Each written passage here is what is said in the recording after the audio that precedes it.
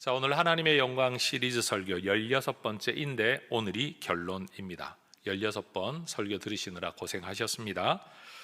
그런데 한 주제를 가지고 이렇게 긴 시간을 살펴보는 것이 유익한 것은 설교 한 번만 듣고 나면 그런가 보다 하고 지나가는데, 한 주제를 가지고 오랜 시간의 고민이 이어지면, 생각이 이어지면 거기에서 오는 큰 은혜와 깨달음이 있습니다. 그래서 독서를 할 때도 여러분, 아무 책이나 지나가는 독서도 필요한데 때로는 한 주제만 가지고 책을 여러 권을 연달아 읽는 것도 또 새로운 안목을 가지는 기회가 됩니다. 그래서 교회에서 전해지는 많은 설교의 말씀들, 이 모양 저 모양으로 선포될 때마다 그 나름의 의미가 있다 생각을 하시고 유익을 얻으시기를 바랍니다. 교회의 문화와 성도들의 신앙적 언어 습관에서 아주 흔하게 사용되지만 그 의미를 정확하게 이해하지 못하고 사용하는 표현 가운데 하나가 바로 하나님의 영광입니다. 이 시리즈 설교를 시작하는 날 제가 경험했던 학생 시절의 에피소드를 여러분에게 말씀드렸었습니다. 이미 드린 말씀을 반복할 필요는 없을 것 같고요. 그때의 경험을 통한 저의 의문이 있었습니다. 학생은 좋은 대학을 가야만 하고, 사업가는 돈을 많이 벌어야만 하고, 운동선수는 메달을 따야만 하고, 연예인은 유명세를 얻어야만 하나님께 영광이 된다라는 교회의 통념적 가르침이 제게 혼란을 주었습니다. 물론 남이 이루지 못한 자리에까지 이르게 되는 성공과 성취는 저를 비롯한 누구나 부러워하는 일입니다. 못하는 것보다야 잘하는 것이 좋다는 걸 저도 인정합니다. 그런데 현실적으로 그런 삶을 살아가는 사람이 얼마나 될까요? 또 그런 사람이 있다고 하더라도 그 한 사람의 인생에서 그런 성취와 성공의 때가 얼마나 자주 오겠습니까? 또 그렇게 자주 오는 사람이 또 있다고 하더라도 그런 일이 자주 반복된다면 그 사람에게 과연 그 일이 감동이 될까라는 생각도 하게 됩니다. 만약 남다른 성취와 성공이 하나님께 영광이 된다라는 논리라고 한다면 성공하고 출세한 사람들만 하나님께 영광을 돌릴 수 있겠죠. 그렇지 못한 사람들은 세상이 말하는 실패자, 흔히 요즘 말하는 루저라고 말할 수도 있을 겁니다. 그렇다면 우리 하나님께서도 성공하지 못한 삶은 인정하지 않으시는 걸까요? 표현을 바꾸면 하나님도 잘난 사람만 좋아하시는 걸까요? 교회에서 통용되는 이 하나님의 영광, 하나님께 영광을 돌린다라는 이 표현의 내막을 들여다보면 말로는 하나님의 영광을 위한 것이라고는 하지만 결국 세속적인 성공지상주의, 성취지상주의에 대한 교묘한 종교적 포장일 수 있겠다라는 위기감을 느끼게 됩니다. 왜 위기감이냐 하면 이러한 사고방식과 표현이 교회 안에서 당연하게 받아들여지고 있기 때문입니다. 우리는 우리 스스로의 입으로 하나님께 영광을 돌린다라는 말을 할 때가 많습니다. 대단한 신앙의 고백일 수 있습니다. 그러나 오늘 우리가 읽었던 마태복음 5장 16절의 말씀을 보면 정작 성경은, 그리고 예수님은 하나님의 영광을 인정하는 우리 삶으로 인해 다른 사람이 하나님께 영광을 돌리게 해야 된다라고 말씀하고 계십니다. 다시 말하면 내 입으로 하나님께 영광을 돌린다는 말이 필요한 게 아니라 내 삶을 통해 다른 사람이 하나님께 영광을 돌려야 된다라고 성경은 말씀하고 있다라는 겁니다. 우리는 말로 하나님의 영광을 운운할 것이 아니라 삶으로 하나님의 영광을 나타내고 하나님이 영화롭게 되도록 해야 하는 겁니다. 하나님을 영화롭게 하는 주체는 나일 뿐만 아니라 내 주변의 사람이 될 때 그게 올바른 삶이 되는 겁니다. 교회 생활 가운데 흔히 박수로 하나님께 영광을 돌립시다 라는 말을 자주 합니다. 저는 이 말이 틀렸다고 지금 말하고 있는 게 아니라는 것을 먼저 말씀을 드립니다. 그런데 이 표현이 사용되는 상황을 들여다보면 상당히 많은 상황, 세팅에서 사람에게 박수하자라는 말이 애매하니까 말만 바꾸어 하나님께 영광의 박수 드립시다 문화라고 말할 때가 많다라는 겁니다. 우리가 교회에서 사용되어지고 있는 상당한 문화 가운데 저는 여전히 우리 안에 이 바리새적 문화가 남아있다라는 이야기를 하고 싶습니다. 그리고 이 시리즈 설교의 목적이 바로 이러한 잘못된 개념을 바로 잡는 데 있는 것입니다. 하나님의 영광이라는 표현 안에는 서로 깊이 연결되지만 굉장히 상반된 개념들이 포함되어 있습니다. 하나님의 영광이라는 큰 표현 안에는 하나님의 영광과 함께 하나님을 영화롭게 한다라는 개념도 함께 포함되어져서 성경이 사용하고 있기 때문에 우리가 이것을 좀 혼란스러워 하는 겁니다. 그 개념을 이렇게 정의할 수 있습니다. 하나님의 영광이라는 것은 하나님의 주도적 행위입니다. 하나님께서 세상과 인간 가운데 하나님 자신을 나타내시는 일, 하나님이 행하시는 자기를 나타내시는 일이 하나님의 영광입니다. 이 표현을 위해 구약 성경에서는 무게 또는 존귀 또는 위엄을 의미하는 히브리어 단어, 명사 단어 카보드라는 단어가 사용됩니다. 하나님의 본질적인 영광과 위엄을 나타내는 독립적인 표현입니다. 이에 상응하는 신약의 단어는 영광, 명예, 찬양을 의미하는 헬라어 독사라는 단어입니다. 그런데 이것과 함께 하나님의 영광이라는 표현 속에 묻어 있지만 좀 더 구체적으로 구분하려고 한다면 하나님을 영화롭게 함이라는 의미가 담겨 있는데 이것은 하나님의 일이 아니라 인간의 일입니다. 인간 세상 가운데 자신을 나타내신 그 하나님의 영광에 대한 인간의 반응, 하나님을 인정하고 경배하고 높이고 순종하는 인간의 삶의 태도를 우리는 하나님을 영화롭게 함이라고 표현합니다. 이 표현을 위해서 구약 성경에서는 존귀하게 하다, 영광스럽게 하다, 그분의 이름을 높이다라는 의미를 가진 동사 카보드라는 단어에서 온 카베드라는 단어를 사용합니다. 이에 상응하는 신약의 단어 역시 영광을 돌리다, 찬양하다라는 의미를 가진 독사조, 독사라는 단어에서 온 독사조라는 단어를 사용합니다.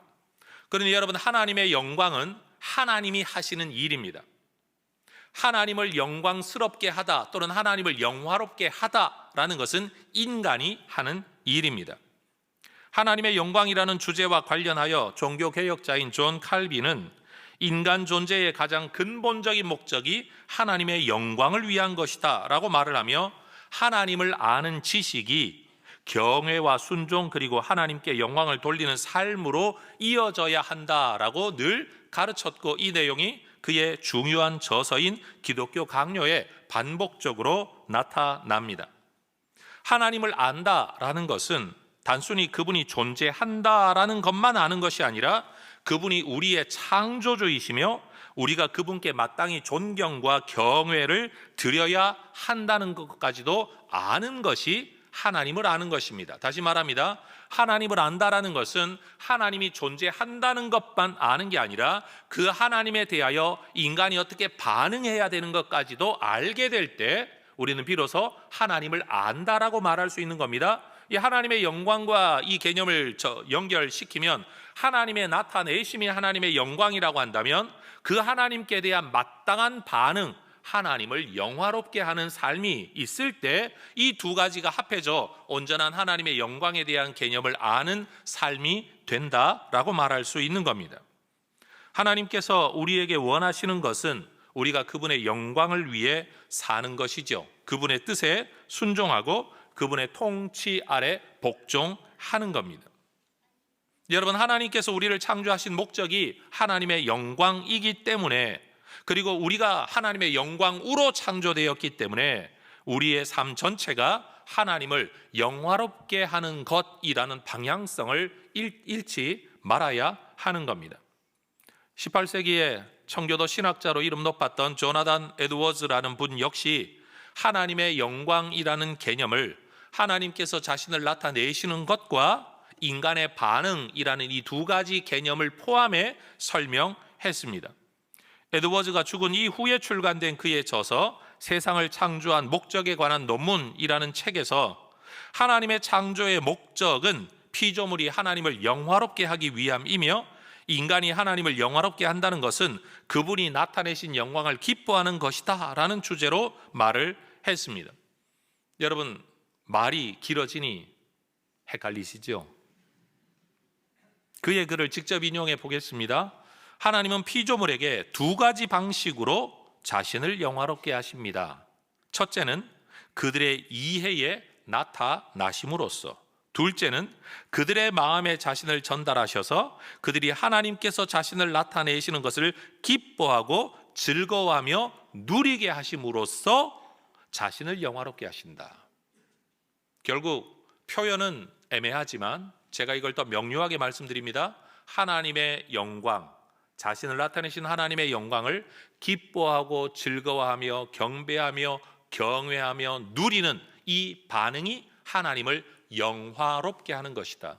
그래서 하나님의 영광이라는 표현 속에는 하나님의 행하시는 일과 인간이 해야 되는 일이 포함되어진 개념이 담겨 있는데 우리는 대부분 이 개념을 분리하지 않고 사용하다가 보니 굉장히 혼란스러워졌다는 이야기를 제가 하고 싶은 겁니다. 하나님의 영광의 신학자라는 별명을 가진 존 파이퍼라는 미국의 목사님은 그의 유명한 저서인 하나님을 기뻐하라 라는 책에서 조나단 에드워즈의 이 관점을 그대로 이어받아 설명합니다. 우리가 하나님 안에서 가장 만족하며 가장 큰 기쁨을 누릴 때 하나님께서 우리 안에서 가장 영화롭게 되신다. 그래서 하나님을 기뻐하는 것이 하나님의 영광을 위한 삶이라는 주제로 설명합니다. 여러분, 하나님께서 자신을 세상 가운데 나타내시는 이 하나님의 자기 계시, 곧 하나님의 영광에 대한 인간의 응답으로서의 만족과 기쁨, 예배, 감사, 순종이 하나님을 영화롭게 하는 삶이다라는 겁니다. 보편적인 인류 역사의 도덕 개념에서는 사람에게 대한 마땅한 윤리적 행위를 하지 않는 것을 죄라고 여깁니다. 행위로 나타난 것을 죄로 규정하지만 그 행위의 본질은 뭐가 되는가 하면 인간에게 대한 마땅한 윤리적 관계성을 깨뜨리는 모든 것들을 죄로 규정하지요. 죄의 본질이 인격적 관계성에 있다라는 것을 사람들 모두가 잘 알고 있습니다. 바로 그런 개념 속에서 하나님과의 인격적 관계성을 깨뜨리거나 훼손시키는 것 역시 죄라는 사실도 우리는 인정해야 합니다. 하나님 앞에 내가 잘못한 게 뭐 있나라는 생각을 할 수도 있지만 하나님과의 인격적 관계성을 훼손시키거나 부정하거나 아니면 인정하지 않는 것들도 죄가 된다라는 사실입니다. 사실 부모님께 무슨 해악을 끼치지 않더라도 나는 당신의 자식이 아닙니다 라는 이 말만 하는 것으로도 이미 부모에게는 엄청난 죄가 된다는 걸 여러분도 충분히 이해하실 겁니다. 세상에 존재하는 모든 것이 하나님으로 말미암은 것입니다. 곧 하나님의 영광입니다. 그렇다면 이에 대한 인간의 마땅한 반응은 그 하나님을 인정하는 것, 그것을 기뻐하는 것, 즐거워하는 것, 누리는 것으로 하나님을 영화롭게 하는 것이어야 합니다. 그런데 인류는 이런 태도를 가지고 있지 않고 이런 모습으로 살아가지 않습니다. 성경은 바로 이러한 인간의 모습을 죄라고 이야기하는 겁니다. 하나님의 영광인 이 세상에서 하나님의 영광으로 지어진 인간이 하나님의 영광을 인식하지 않고 누리지 않고 인정하지 않고 살아가는 것, 다시 말해 하나님을 영화롭게 하지 않는 것, 이게 죄라는 겁니다. 그게 로마서 1장 21절이 우리에게 말하는 내용이고, 이러한 사람의 형편을 마음이 어두워진 상태, 미련한 마음의 상태라고 말하는 겁니다. 성경에서는 하나님의 백성들은 당연히 하나님을 영화롭게 하는 삶을 살아야 된다라고 말씀합니다. 그게 오늘 본문의 말씀이죠. 마태복음 5장 16절 다시 한번 읽어보도록 하겠습니다. 이같이 너희 빛이 사람 앞에 비치게 하여 그들로 너희 착한 행실을 보고 하늘에 계신 너희 아버지께 영광을 돌리게 하라. 우리의 빛이 사람 앞에 비친다는 게 뭡니까? 라고 말하면 성경 구절 자체가 설명하죠. 너희의 착한 행실, 너희가 착한 일을 내게 하는 게 아니라 남에게 행하는 그 일이 사람에게 빛을 비추는 일이다. 이 일의 결과는 뭡니까? 하늘에 계신 너희 아버지께 그들이 영광을 돌리게 하라라는 겁니다. 여러분, 이 말씀은 단순한 도덕적 삶에 대한 권고가 아닙니다. 성도들이 세상에서 하나님을 반영하고 하나님의 영광을 반영하고 하나님의 성품을 반영하며 살아가야 하는 것은 소명입니다. 소명. 이 소명을 충실히 따르는 삶이 제자도의 핵심입니다. 여러분, 성경 구절 좀 더 외우고 성경책 좀 많이 읽고 경건한 독서를 좀 많이 하는 것, 이건 제자 훈련의 방법이지 그것이 제자 훈련의 목적은 아닙니다. 그러한 훈련을 통해 우리가 도달하려고 하는 것은 무엇이냐? 우리가 하나님을 더 많이 알고 더 많이 인정하고 그리고 더 많이 말씀에 따라 살아감으로써 세상이 그러한 우리의 삶을 보고 하나님께 영광을 돌리게 되는 것, 하나님을 영화롭게 하는 것, 그것이 제자 훈련의 목적인 겁니다. 그런데 여러분, 제자 훈련을 제대로 받았나 안 받았나 라는 것을 알 수 있는 확인은 교회 안에서 받는 게 아니라 삶의 자리에서 받는 겁니다. 제자 훈련 이전의 내 삶과 제자 훈련 이후의 내 삶을 보고 사람들이 얼마나 하나님을 높이고 있느냐, 그걸 보며 내가 훈련 제대로 받았는가를 알 수 있다라는 겁니다. 물론 하나님의 영광은 여러분, 하나님이 나타내시는 일이고 인간이 하나님의 영광을 더하거나 덜하거나 만들 수 없습니다. 이미 완전하고 충족하고 자족적입니다. 인간의 행위가 하나님의 영광을 증가시키는 것이 아닙니다.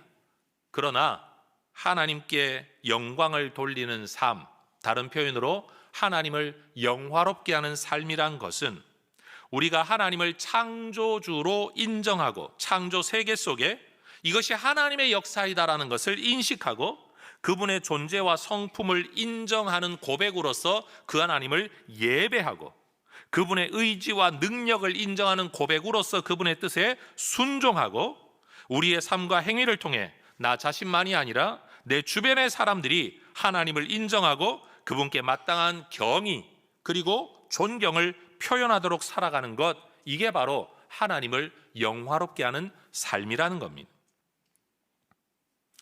여러분, 하나님의 모든 속성이 이 자연 세계에 이미 드러나 있습니다. 그리고 성경이라는 특별 계시를 통해 하나님의 뜻과 의지가 드러나 있습니다. 그래서 창조 세계나 성경 말씀, 신학적으로 표현하면 일반 계시와 특별 계시 모두가 하나님의 영광의 결과입니다. 물론 성경은 창조 세상보다 더 분명히 하나님을 알려주죠. 그리고 그리스도는 하나님의 영광의 절정이십니다. 인간은 하나님의 형상으로 창조되었기 때문에 이미 인간 존재 자체가 하나님의 영광입니다. 하나님을 반영하고 있습니다. 그리고 하나님은 그 인간에게 피조 세상을 다스리라는 사명을 주셨습니다.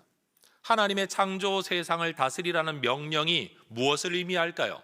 하나님께서 자신을 나타내신 하나님의 창조 세상을 하나님의 뜻에 따라 관리하고 운영함으로써 하나님의 뜻이 이 세상 가운데 이루어지도록 하는 것, 우리가 흔히 말하는 하나님의 나라가 이루어지게 하는 것, 이게 바로 인간에게 주어진 사명인 겁니다.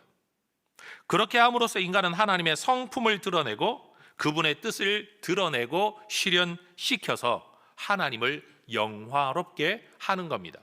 하나님의 영광인 세상을 하나님의 영광인 인간이 하나님의 뜻에 따라 순종하며 살아가고 다스림으로 하나님의 뜻과 영광이 더 충만하게 이루어지고 드러나게 하는 것, 바로 이것이라는 말입니다.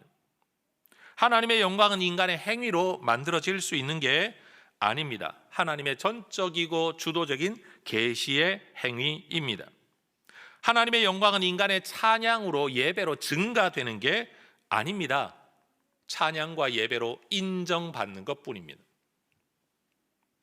그래서 여러분, 이 하나님의 영광이라는 개념을 저는 이 결론부에서 명확하게 이렇게 말하고 싶습니다. 하나님은 세상 가운데 인간 가운데 자신을 나타내십니다. 이게 하나님의 영광입니다.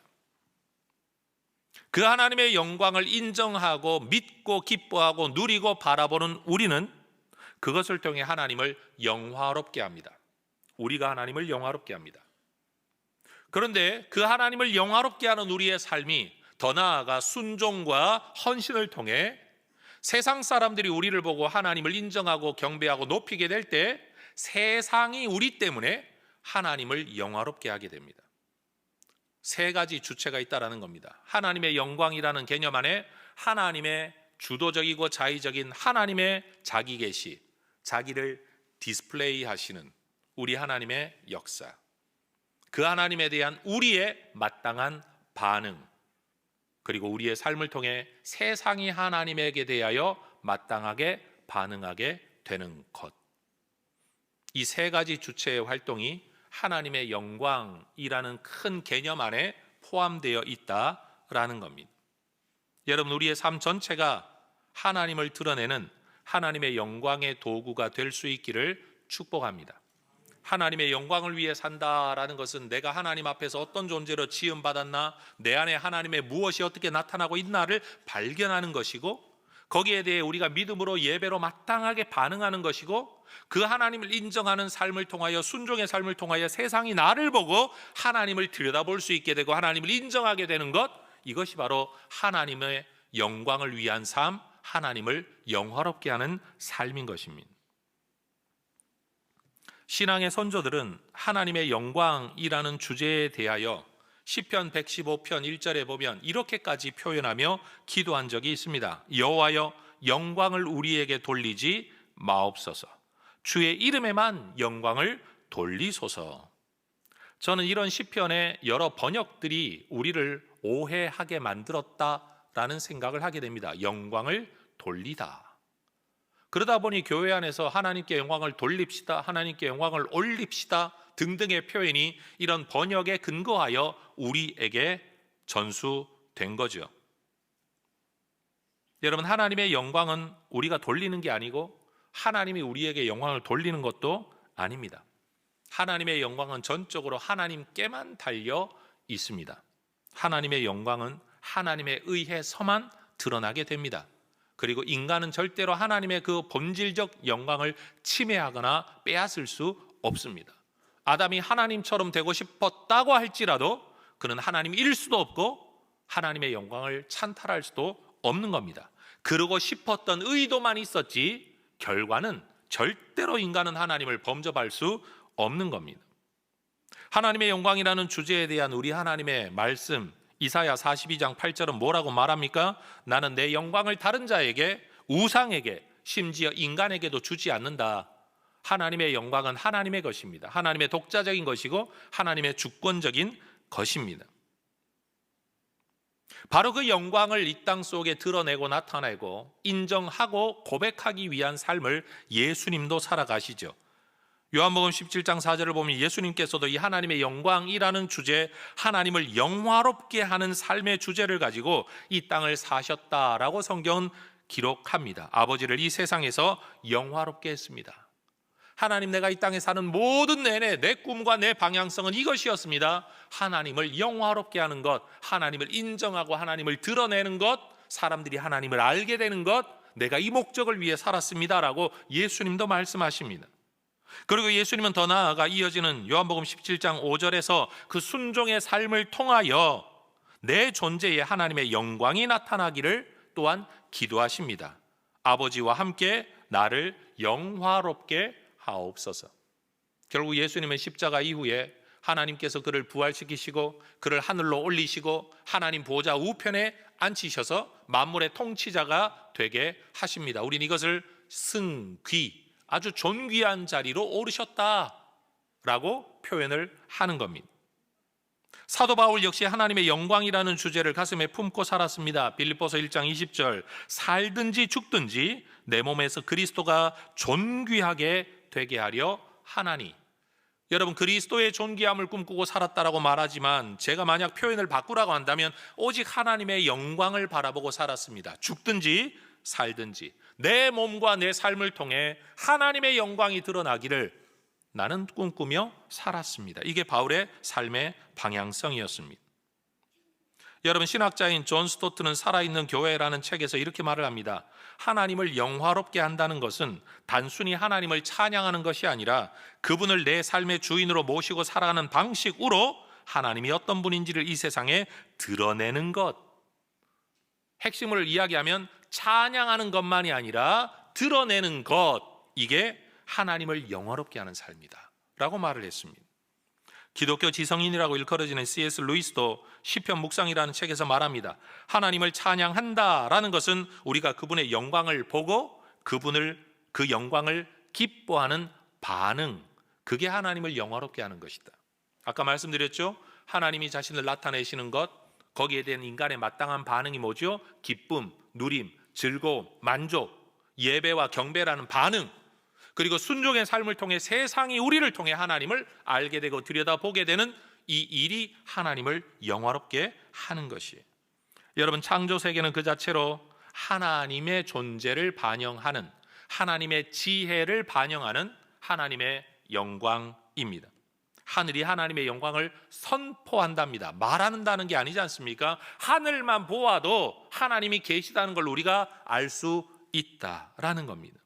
하나님의 영광인 이 세상에서 여러분, 하나님의 영광을 부정하고 거역하는 죄의 길을 우리가 따르지 말아야 할 겁니다. 로마서 1장 21절이 말씀하죠. 하나님을 아는데, 이 무슨 말인가 하면 하나님을 정확하게 안다, 성경을 통해 배웠다는 뜻이 아니라 세상만 보아도 신이 있다, 창조주가 있다는 걸 알만 한데도 하나님을 인정하지 않고 마땅한 반응을 하지 않는 것, 이걸 성경은 하나님을 영화롭게 하지 않았다라고 말을 하고 있다라는 겁니다. 내 배로 낳은 내 자식인데 부모를 인정하지 않는다면, 그 부모에게 감사하지 않는다면, 그 부모를 기뻐하지 않는다면, 여러분, 그건 관계가 깨어진 상황 아니겠습니까? 여러분, 그게 바로 이 인류의 상태라는 겁니다. 무슨 행위의 제약을 짓기도 이전에 하나님과의 관계가 깨어지고 자기의 출처를 다 잃어버리고 인정하지 않는 것, 창조주 하나님을 인정하지 않는 것, 기뻐하지 않는 것, 즐거워하지 않는 것, 이 모든 것들이 죄의 상태, 깨어진 상태라고 성경은 말을 합니다. 여러분, 이미 우리가 하나님의 영광이라는 사실을 인정해야 합니다. 하나님 우리에게 말씀하십니다. 이사야 43장 7절, 내가 내 영광을 위하여 창조한 자. 사실 하나님 우리를 창조하셨다는 자체가 이미 하나님의 영광인데, 하나님은 거기 한 말씀 더 하시죠. 내 영광을 위하여 내 영광의 창조를 했다. 여러분, 하나님께서 우리에게 원하시는 게 바로 이러한 삶입니다. 하나님의 영광인 우리가 하나님을 영화롭게 하는 삶을 살아야 된다는 겁니다. 그래서 고린도전서 10장 31절은 너희가 먹든지 마시든지 무엇을 하든지 이 하나님의 영광, 하나님을 영화롭게 하는 삶을 살아가야 된다라고 권면하는 겁니다. 여러분, 출세하라고 말하는 게 아닙니다. 성공하라고 말하고 있는 게 아닙니다. 여러분, 능력으로 어디에 도달해야만 하나님께 영광이 된다라고 말하면 이 성경 구절 전체가 적용이 불가합니다. 우리는 속지 말아야 됩니다. 세속의 신학에, 세속화되는 관점에 속지 말아야 됩니다. 그래서 여러분, 성경도 오염되고 있고 여러분, 좋은 신앙적 언어들도 오염되고 있는 게 무엇 때문에 오염되느냐? 세속의 관점으로 이 단어를 잘못 사용함으로써 이 단어가 오염되죠. 마치 사랑이라는 단어가 프리섹스로 오염되어 버린 것처럼 말이에요.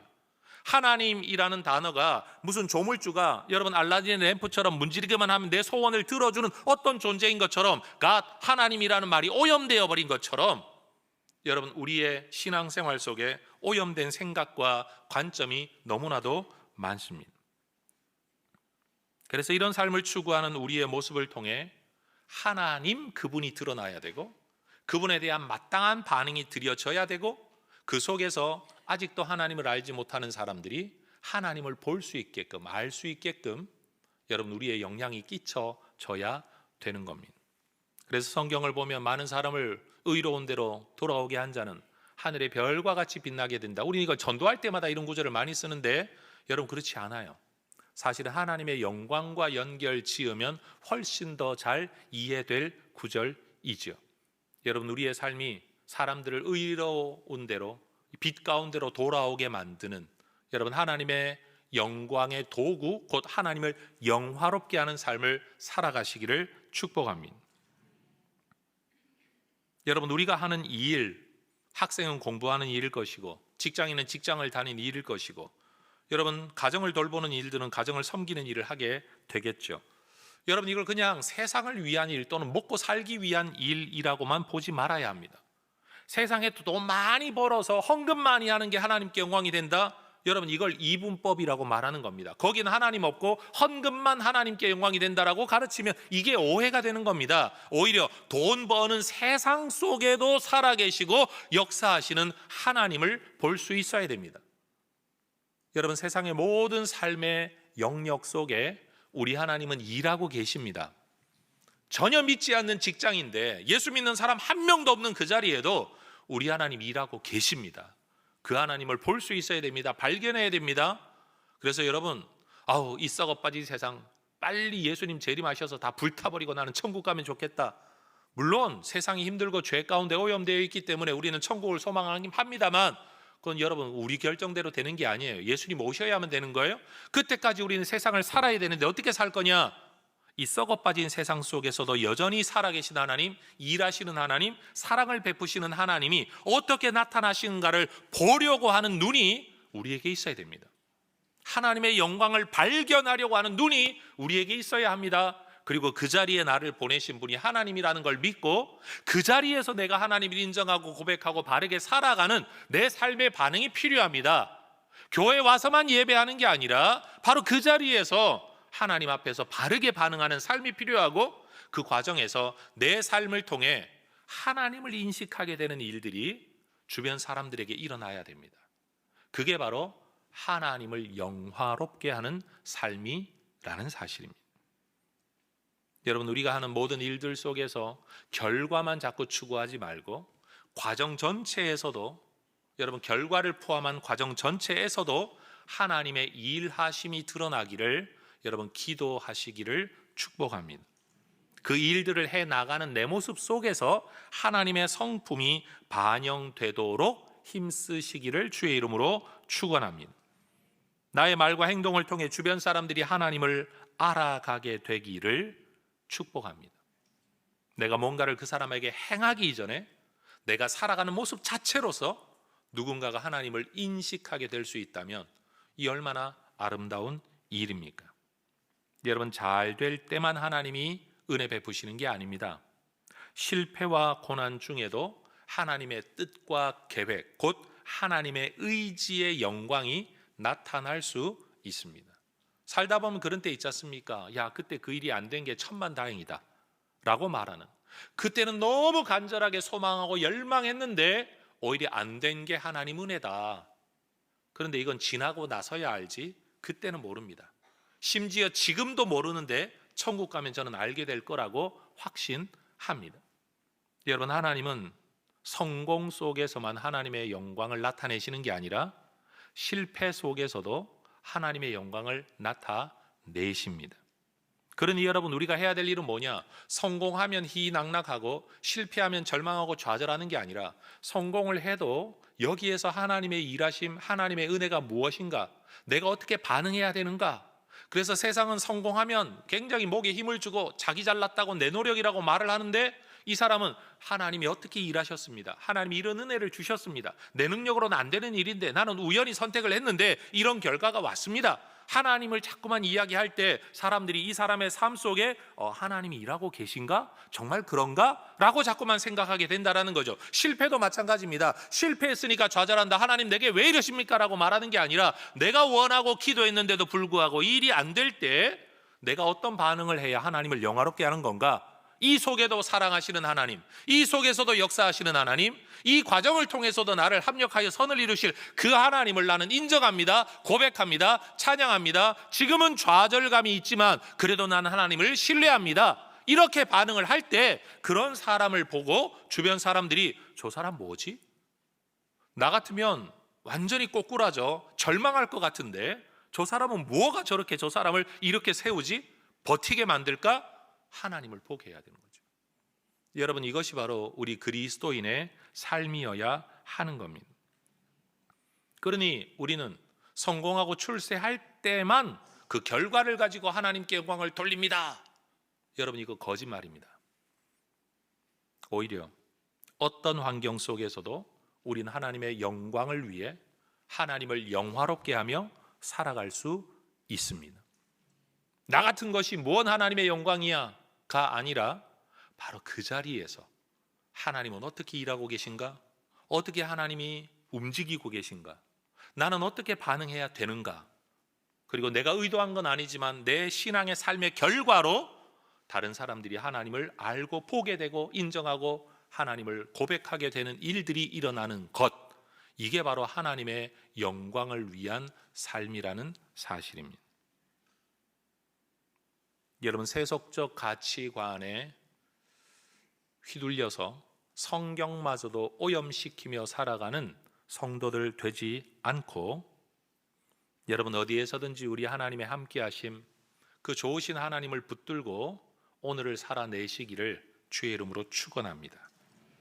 요셉은 하나님이 주셨던 그 꿈으로 자신에게 나타내신 하나님의 계획이죠. 그 꿈이 하나님의 영광이었습니다. 그런데 그 꿈 하나를 붙들고 살아가는 삶은 고난이었습니다. 그러나 그는 그 고난의 연속 속에서도 하나님이 자기와 함께 하심을 믿었고, 성경은 하나님이 요셉과 함께 하셨다는 구절을 계속 사용합니다. 저는 이 구절을 요셉이 그것을 믿었다라는 말로 이해합니다. 그리고 내가 볼 때는 실패와 절망의 구덩이로 떨어지는 길이었는데 하나님은 결국은 거기를 통해 요셉을 인도하셨죠.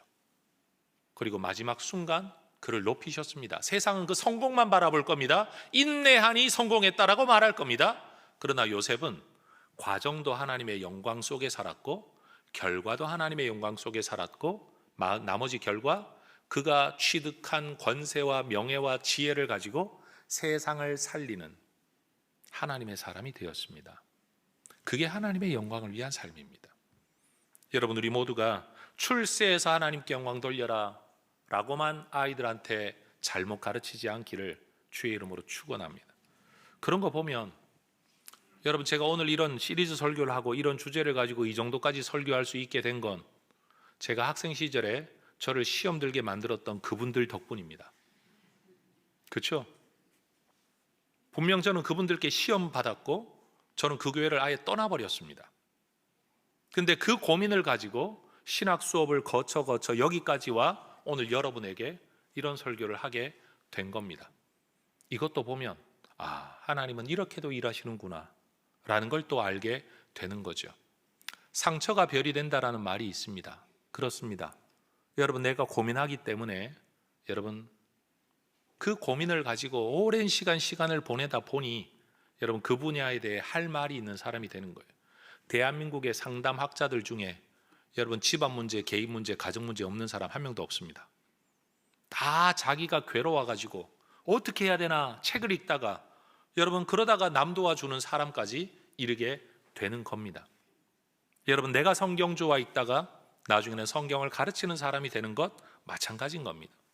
우리 모두가 여러분 하나님의 창조와 구속, 이미 이루어진 창조, 이미 이루어진 예수 십자가 사건이지만 그 창조 운영 지금도 되어지고 있죠. 그 구속의 적용이 지금도 되어지고 있죠. 우리는 이걸 하나님의 경륜이라고 말을 합니다. 여러분, 이 속에 나타나는 하나님의 자기 계시와 자기를 나타내심, 자기 현현, 셀프 리빌레이션, 즉 하나님의 영광을 여러분 기쁨으로 찬양하는 하나님의 사람들 되시기를 축복합니다. 지금도 하나님께서 내 삶 속에 당신을 나타내시기를 소망하며 기도하며 살아가시기를 축복합니다.